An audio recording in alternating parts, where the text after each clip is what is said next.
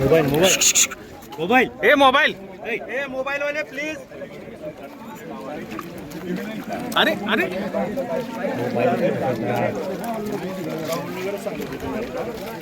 Sir sir sir एक minute please sir.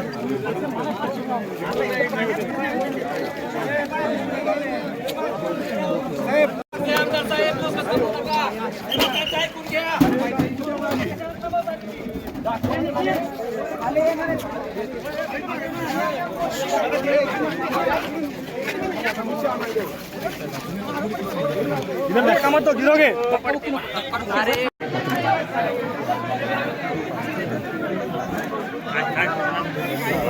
Table इथे table मंदिर पूर्ण बुडाले. आज सकाळी 22 लोक काढली ती काढत.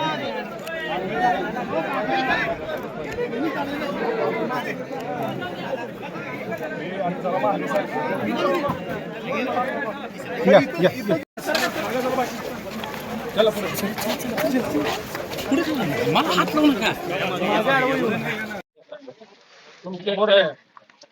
चला कॅमेरा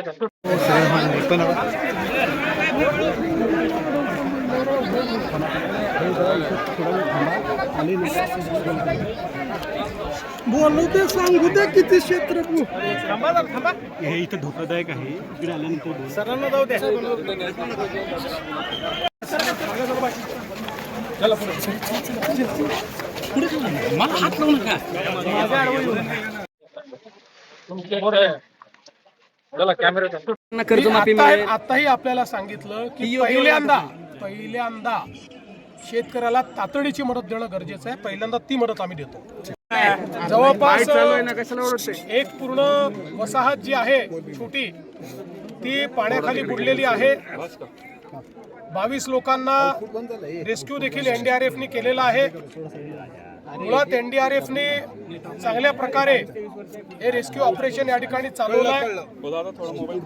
नागरिकांमध्ये फार चिंता आहे, आक्रोश आहे, कारण मोठ्या प्रमाणात नुकसान झालेलं आहे. राज्य सरकारच्या वतीनं आम्ही तातडीनं मदत सुरू केली आहे. कालही आम्ही जवळपास 2000 कोटी रुपये रिलीज केलेले आहेत आणि शेतकऱ्यांना तर आम्ही मदत करणारच आहोत. पण त्याचसोबत आम्ही ज्यांच्या घरांचं नुकसान झालेलं आहे, ज्यांच्या अन्नधान्याचं नुकसान झालं आहे, अशांना देखील आम्ही मदत करणार आहोत. शासनाने हा निर्णय केलेला आहे की कुठलेही अधिकचे निकष न लावता आणि कुठे आवश्यकता असेल तर निकष शिथिल करून नागरिक केंद्रित मदत करायची आहे.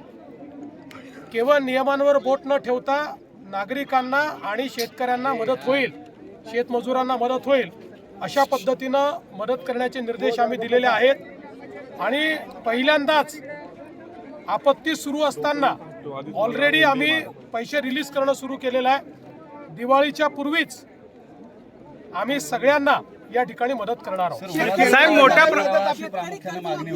असं आहे की ओला दुष्काळ ही आपली बोलीभाषेतली टर्म आहे, पण पावसामुळे जे नुकसान झालेलं आहे ते सगळ्या नुकसानाची भरपाई आणि साधारणपणे टंचाईच्या परिस्थितीमध्ये आपण शेतकऱ्यांना ज्या सवलती देतो त्या सवलती अशा सगळ्या आम्ही द्यायचा निर्णय केलेला आहे.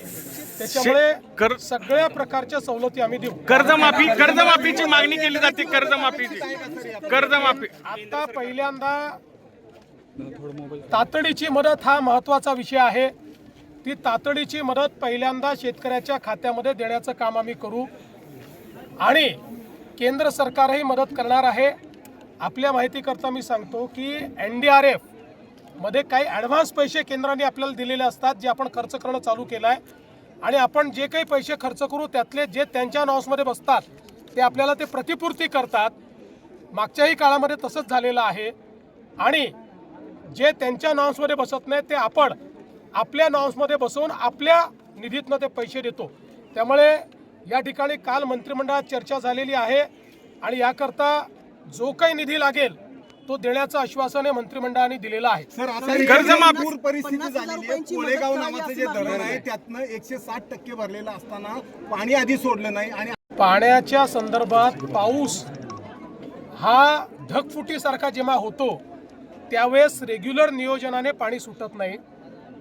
तथापि या संदर्भातही आम्ही काही कुठे कोणी चूक केली आहे का, पाणी योग्य वेळी सोडलं नाही काय तपासून बघू. पण हा पाऊसच अशा प्रकारचा आहे की ज्याच्यामध्ये रेग्युलेटेड फ्लो करणं पॉसिबल नाही आहे. रेग्युलेटेड फ्लो केला तर दुसऱ्या बाजूला अजून मोठा पूर येऊ शकतो आणि म्हणून त्या दृष्टीनं हे काम केलं. आणि अनरेग्युलेटेड कॅचमेंट जे आहे त्याच्यामध्येही ढगफुटीसारखा पाऊस झालेला आहे. त्यामुळे केवळ धरणाचा विषय राहिलेला नाही, धरणाच्या व्यतिरिक्त जे कॅचमेंट आहे त्यातही पाऊस झालेला आहे. ज्या पद्धतीने दुष्काळी भागात पाऊस पडायला लागलेला आहे, सर्वच ठिकाणी ही परिस्थिती आम्हाला पाहायला मिळते. चक्र हे बदललेलंच आहे आणि वातावरणाच्या बदलाचा परिणाम या ठिकाणी होतो आहे. त्यामुळे निश्चितपणे आपण याच्याकडे लक्ष देणं गरजेचं आहे. ते आपण लक्ष देतो. आपण म्हटले होते अडचणीत आलेला शेतकरी योग्य वेळी खरडून गेलेली जी जमीन आहे त्या जमिनीला नवीन नॉर्म्स आम्ही करतो. नॉर्म्स आहेत पण आता अधिकचे पैसे आम्ही त्याकरता देणार आहोत. साहेब शेतकरी रोल रोल सर ज्या पद्धतीने निवेदन करू दे. सोलापूर जिल्ह्यातल्या मध्ये काही दिलेल्या आहेत. कर्जमाफी मिळेल. आताही आपल्याला सांगितलं की पहिल्यांदा शेतकऱ्याला तातडीची मदत देणं गरजेचं आहे. पहिल्यांदा ती मदत आम्ही देतो. शेतीचं तर नुकसान आहेच, पण घरांमध्ये पाणी गेल्यामुळे अन्नधान्याचं घरातल्या सामानाचं देखील मोठ्या प्रमाणात नुकसान झालंय. आता आपण ज्या ठिकाणी आहोत